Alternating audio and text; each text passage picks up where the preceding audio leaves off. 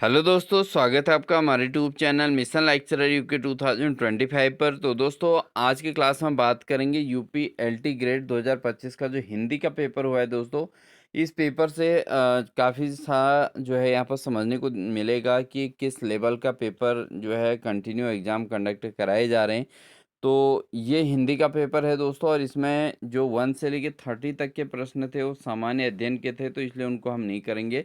हम बात करेंगे 31 से आगे को, क्योंकि यहाँ से जो है लगातार जो क्वेश्चंस हैं वो हिंदी से रिलेट है, और सिलेबस वही है दोस्तों जो उत्तराखंड में प्रवक्ता का सिलेबस है या एलटी का हिंदी का सिलेबस है, तो उसी से रिलेट है। तो इसलिए आप बिल्कुल सारे क्वेश्चंस को आराम से ध्यान से देखिए, और साथ ही अपने आप को चेक कीजिए कि आप कितना स्कोर कर पा रहे हैं, क्योंकि हम सीधे डायरेक्टली यहाँ पर सही आंसर की ओर चलेंगे, तो ज़्यादा टाइम भी नहीं लगाएंगे, और साथ ही जो है एक अच्छी प्रिपरेशन इसमें देखने को मिल जाएगी।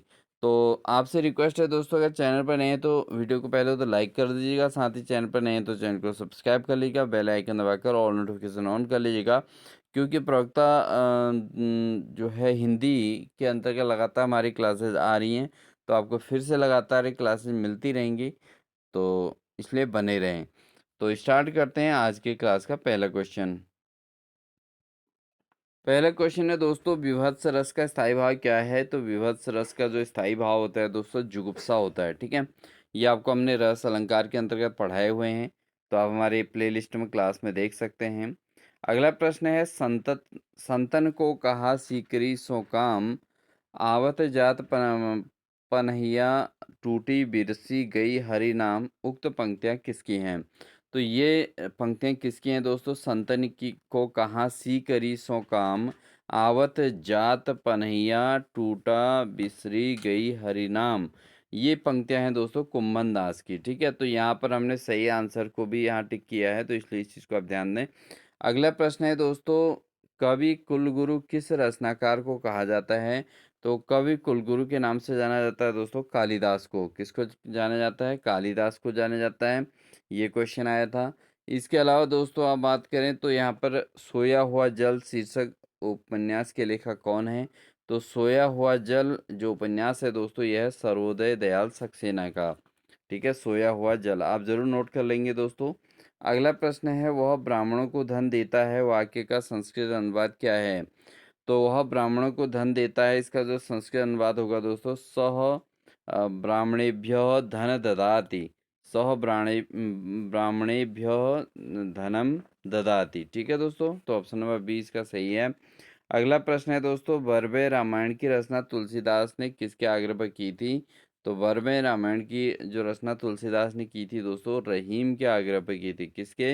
रहीम के आग्रह पर की थी। अगला प्रश्न है दोस्तों, क्या भूलूं क्या याद करूं, ये इसके लेखक कौन है? तो क्या भूलूं क्या याद करूं जो लेखक हैं दोस्तों, ये हैं हरिवंश राय बच्चन। हरिवंश राय बच्चन की ये रचना है दोस्तों, क्या भूलूं क्या याद करूं। अगला क्वेश्चन है दोस्तों, रीतिकाल के प्रसिद्ध कवि घनानंद से संबंधित गलत तथ्य को चिन्हित कीजिए। तो यहाँ पर जो सही तथ्य हैं दोस्तों, रामचंद्र शुक्ल ने घनानंद को प्रेम की पीर का कवि कहा है। घनानंद निम्बार्क संप्रदाय से दीक्षित थे, और घनानंद दिल्ली के बादशाह मोहम्मद शाह रंगीले के मीर मुंशी थे। ठीक है, तो यहाँ पर जो रॉन्ग है दोस्तों, वह है घनानंद के लक्षण ग्रंथ के आधार पर अपने काव्य का संपूर्ण ताना बाना बोला था। ये बिल्कुल रॉन्ग है, अन्य तीनों आंसर बिल्कुल सही हैं। अगला प्रश्न है दोस्तों, निम्नलिखित में से आकाश का पर्यायवाची शब्द कौन सा नहीं है, पूछा गया है। तो आकाश का पर्यायवाची नहीं है दोस्तों, अंबक नहीं है, बाकी ध्यों भी है, व्योम भी है, और अभ्र भी है। ठीक है, ये तीनों आकाश के पर्यायवाची हैं। अगला प्रश्न है, एक अज्ञात भारतीय की आत्मकथा, अज्ञात भारतीय की आत्मकथा का पहला प्रकाशन कब हुआ? तो इसका जो प्रकाशन हुआ था दोस्तों, वो हुआ था 1951 में। कब हुआ था? 1951 में इसका प्रकाशन हुआ था, तो ऑप्शन नंबर 20 का सही होगा। अगला प्रश्न है, 10 कुमार चरित। तो 10 कुमार चरित के रचयिता कौन है? तो 10 कुमार चरित जो रचना है दोस्तों, वह है दंडी की रचना है। किसकी? दंडी की रचना है दोस्तों। अगला प्रश्न है, हिंदी के किस कहानी को नामवर सिंह ने नई कहानी धारा की पहली कहानी के रूप में स्थापित किया था? तो नई कहानी धारा की पहली कहानी के रूप में किसे स्थापित किया था दोस्तों? किया था परिंदे को। किसको किया था? परिंदे को दोस्तों किया था। तो ऑप्शन नंबर सी इसका सही आंसर हो जाएगा। अगला प्रश्न है, उत्तर प्रदेश सरकार ने आचार्य नरेंद्र देव की अध्यक्षता में देवनागरी लिपि सुधार समिति का गठन कब किया था? तो उत्तर प्रदेश सरकार ने आचार्य नरेंद्र देव की अध्यक्षता में देवनागरी लिपि सुधार समिति का जो गठन किया था दोस्तों, वो किया था 1947 में। कब किया था? 1947 में। तो ऑप्शन नंबर बी इसका सही आंसर हो जाएगा। अगला प्रश्न है दोस्तों, देवनागरी लिपि का उद्भव किस लिपि से माना जाता है? तो देवनागरी लिपि जो है वो है ब्राह्मी लिपि से ली गई है। तो ऑप्शन नंबर डी इसका सही आंसर होगा। तो बहुत सारे प्रश्न दोस्तों आपको बहुत आसान लगेंगे, ऐसा लगेगा कि पेपर बहुत आसान है, बट कुछ क्वेश्चन ऐसे भी हैं दोस्तों जो काफ़ी क्रिटिकल हैं। तो इस चीज़ को समझना है, लेवल इसी प्रकार से पेपर का छपता है हमेशा। सन 1935 में गठित नागरी लिपि सुधार समिति के संयोजक कौन थे? तो दोस्तों जो नागरी लिपि सुधार समिति के संयोजक थे, ये हमारे प्रीवियस क्वेश्चनों में क्लास के अंदर बार बार हमने करा रखा। तो ये है काका कालेलकर। कौन है? काका कालेलकर। अगला प्रश्न है दोस्तों, किसने कबीर को वाणी का डिटेक्टर कहा है? तो कबीर को वाणी का डिटेक्टर कहने वाले हैं आचार्य हजारी प्रसाद द्विवेदी। आचार्य हजारी प्रसाद द्विवेदी कबीर को वाणी का डिटेक्टर मानते हैं। अगला प्रश्न है, वर्तनी की दृष्टि से शुद्ध वाक्य कौन सा है? तो यह है दोस्तों आध्यात्मिक। ठीक है, तनिष्क भी नहीं है, निश्चल भी नहीं है, शारीरिक भी रॉन्ग है। तो आध्यात्मिक शब्द दोस्तों यहाँ वर्तनी की दृष्टि से शुद्ध है। अगला प्रश्न है दोस्तों, पाँव महावर देन को लाइन नाइन बैठी आए, फिर जानी महावरी एड़ी मीड़ती जाए। उपयुक्त दोहे में अलंकार कौन सा है? तो इसमें है दोस्तों भ्रांतिमान अलंकार का उदाहरण है ये। पाँव महावर दैन को नाइन बैठी आए, फिर जानी महावरी एड़ी मीड़ती जाए। तो ऑप्शन नंबर डी इसका सही आंसर हो जाएगा दोस्तों। अगला प्रश्न है, ए लड़की कहानी के लेखिका कौन है? तो ए लड़की नामक जो कहानी है दोस्तों, इसके लेखिका हैं कृष्णा शोभती। कृष्णा शोभती की रचना है दोस्तों ए लड़की। ठीक है। अगला प्रश्न है, आचार्य महावीर प्रसाद द्विवेदी ने सरस्वती पत्रिका का संपादन का दायित्व किस वर्ष लिया था?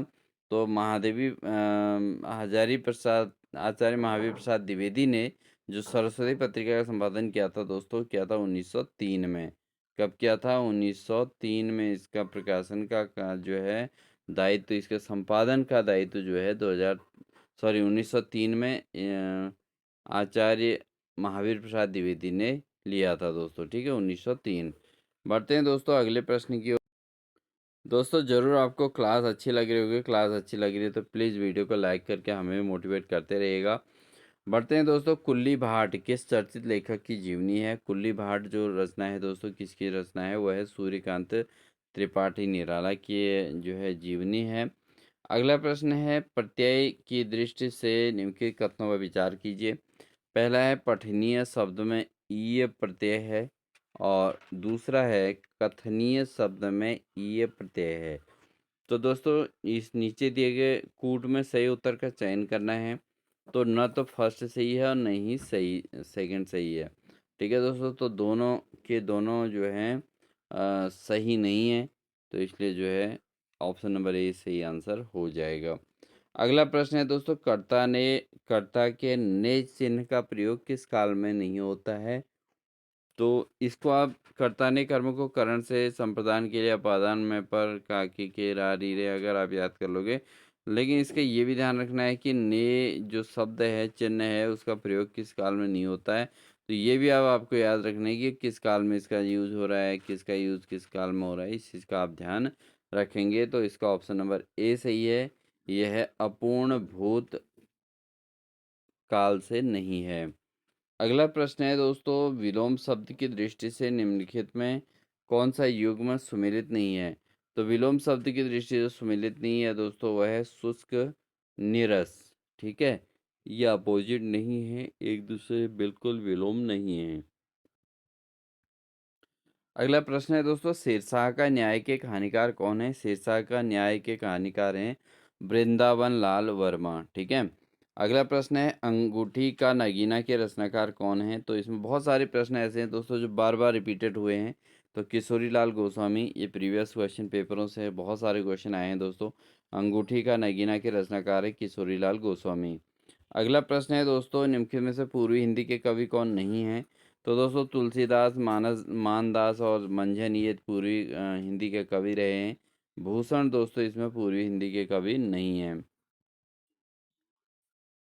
अगला प्रश्न है, रामचरितमानस विमल संतत संतन जीवन प्राण, हिंदू आन को वेद सम, यवन ही प्रकट कुरान।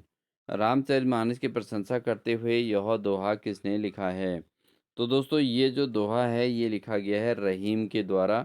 रहीम का दोहा है दोस्तों, रामचरितमानस विमल संतन जीवन प्राण, हिंदुआन को वेद सम, यवन ही प्रकट कुरान। तो ऑप्शन नंबर सी इसका सही आंसर हो जाएगा, रहीम इसका आंसर है। अगला प्रश्न है, डायरी के नीरस पृष्ठ के लेखक कौन हैं? तो डायरी के नीरस पृष्ठ के लेखक हैं इलाचंद जोशी। तो ऑप्शन नंबर सी इसका सही आंसर हो जाएगा दोस्तों। दोस्तों ये क्वेश्चन पेपर आगामी पेपर्स में ज़रूर आपके लिए हेल्पफुल होगा, इसलिए वीडियो को लाइक कर लें और चैनल पर नए तो चैनल को सब्सक्राइब जरूर कर लें दोस्तों। अगला है, करिए उपाय बांस डारिये कटाई, नहीं उपजेगो बांस नाही बाजे फेरी बांसुरी। इस वाक्य पंक्ति के रचयिता कौन है? तो दोस्तों इसके रचयिता हैं रसखान। कौन है इसके रचयिता? रसखान की ये रचना है दोस्तों। अगला प्रश्न है दोस्तों, किरातार्जुनीयम के संदर्भ में असत्य क्या है? तो किरातार्जुनीयम के संदर्भ में असत्य क्या है दोस्तों? इसमें है दोस्तों, इसमें अर्जुन का युद्ध किरात के से जो कुमार कार्तिकेय से हुआ था, यही रॉन्ग है दोस्तों। बाकी इसका प्रारंभ श्री शब्द से था, इसके सर्ग के अंतिम श्लोक में लक्ष्मी का प्रयोग मिलता है, ये बिल्कुल सही है। और संस्कृत के बृहत स्तरीय महाकाव्यों में इसे स्थान दिया गया है और यह एक प्रसिद्ध महाकाव्य है, ये बिल्कुल सही है। किराता अर्जुन एक प्रसिद्ध महाकाव्य है और इसको महाकाव्यों में जगह भी मिली है दोस्तों, ठीक है। अगला प्रश्न है दोस्तों, प्रेम वाटिका की किसकी रचना है? प्रेम वाटिका जो रचना है दोस्तों वह है रसखान की रचना है। अगला है, यति यति शब्द युग्म के अर्थ भेद का सही विकल्प क्या है? तो दोस्तों यहाँ पर यति का मतलब, एक तो यति का मतलब विराम है और एक यति का मतलब है सन्यासी। तो विराम और सन्यासी दोस्तों ये अर्थभेद के आधार पर इसका सही युग्म बनता है। बढ़ेंगे दोस्तों अगले प्रश्न की ओर। क्वेश्चन है दोस्तों, प्रबंध काव्य हमीर रासो के रचयिता कौन है? तो हमीर रासो के द्वारा रचित रचना कौन सी है दोस्तों? वह है जोधराज, ठीक है।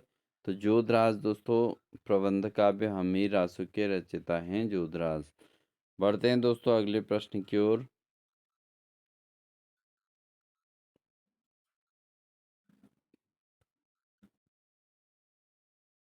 क्वेश्चन में 65 है दोस्तों, नीचे दो कथन दिए गए हैं जिनमें से एक को अभिकथन और दूसरे को कारण द्वारा अंकित किया गया है। जैसे अभिकथन एक है, कबीर की रचनाओं में सिद्धांत का प्राधान्य है, काव्य का नहीं।